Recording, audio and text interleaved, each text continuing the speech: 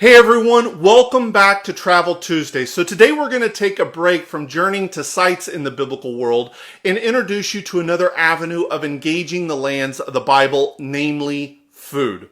Now, food is the doorway into a culture. What they make, how they make it, the seasonings, all of that speak to the history and culture of a people group. When we enter the land of Israel, we find a very eclectic culinary culture, and that in large part is due to the fact that the Jewish community was dispersed for 2,000 years throughout the Middle East, North Africa, and Europe. And the Jewish cuisines of those regions reflect those regional and geographic dynamics. So the food of the Jewish community from Eastern Europe is much different from that of North Africa. When you bring all of that together with also the local Arab population in the land of Israel, you get an explosion of culinary tastes and enjoyment. Whenever people travel to the land of Israel, though, one of the staples that they encounter is hummus. Now, some of you will call it hummus, but it's pronounced hummus. Now, novice travelers to the land of Israel often make the mistake of assuming that hummus is Jewish food and that it's kosher food. It's neither. It's Arab food. In fact, the word hummus comes from the Arabic word meaning chickpea, which is the staple of the dish hummus. Now, the origins of hummus are really shrouded in mystery. We do actually find recipes for it, though, in the 13th century cookbooks. So that's important. It's been around for a while, and it's a staple within the Levant. Now, what is hummus made of? It is made primarily of chickpeas that are mashed and added together with tahina. Tahina is ground sesame seed paste. Now, listen, tahina is the key ingredient of hummus. You have to have good tahina to make good hummus. I heard of someone recently trying to make hummus and substituting peanut butter for tahina. No. It may have been tasty, whatever you had, but that is not hummus, okay? Hummus is all about the tahina. You also need good olive oil. Now, good olive oil needs to be like this, green and golden. A little bit cloudy and a little bit of a burn when you put it on the tongue. Shout out to my man from Bethlehem, Ramzi Juha, who always keeps me supplied with my olive oil from Beit Jala, the best in the land. Thank you, Ramzi. Now, back to what I was saying.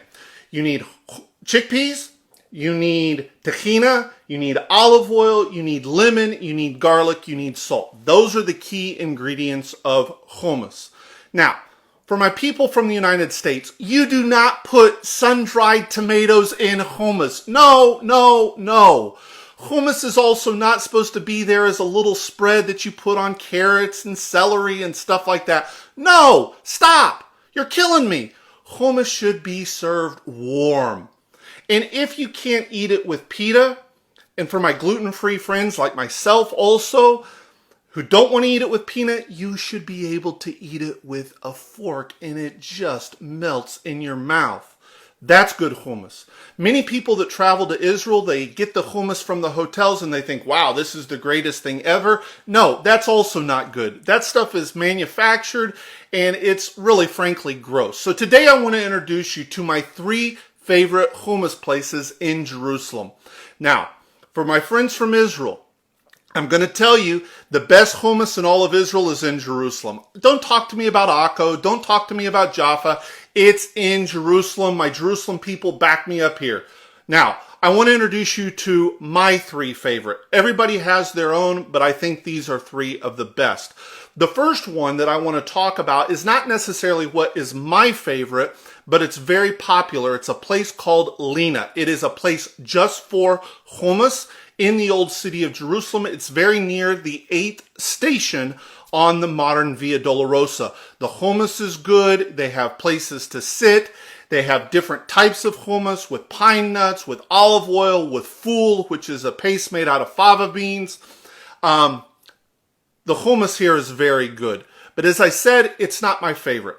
My favorite place to eat is a place called Akramawi. Now, this sits outside of Damascus Gate in East Jerusalem. It's a little place, not much of a space to eat, but listen, the hummus is fresh every day, and you do not need anything but a fork to eat this stuff. It is absolutely amazing.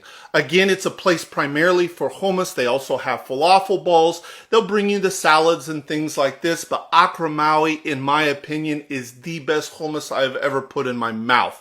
It's amazing. It's tasty. The olive oil is on point. The tahina is perfect. Akramawi outside of Damascus Gate, but there's a close second for me at least, and it's a place inside the old city at the bottom of David Street called Arafat. Now, Arafat also has amazing hummus, but Arafat has also more than hummus. Arafat also has some of the best kebabs you're ever going to put in your mouth. He makes these big kebabs. He puts potato on them, covers them in a bit of fat. He's got a spicy pepper sauce that you can put on it. Wow.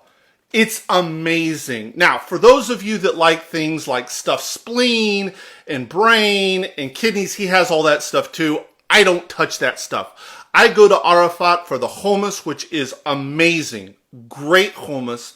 Again, a very close second in my book to Akramawi, but his kebabs, mwah, wow. So, my three favorite places for eating hummus in Jerusalem are Akramawi, then Arafat, and Lina. You cannot go wrong in either of these three places, and trust me, once you taste that, you will never again eat hummus with sun-dried tomatoes in it. Neither will you eat the hummus in the hotels in Israel and think that that's good hummus. Okay? So, hummus is wonderful. It's a wonderful staple of Middle Eastern food. And I thank those who created it. Because listen, I love this stuff. Stay tuned next week for Travel Tuesdays and more sights as we begin our journeys back into the lands of the Bible.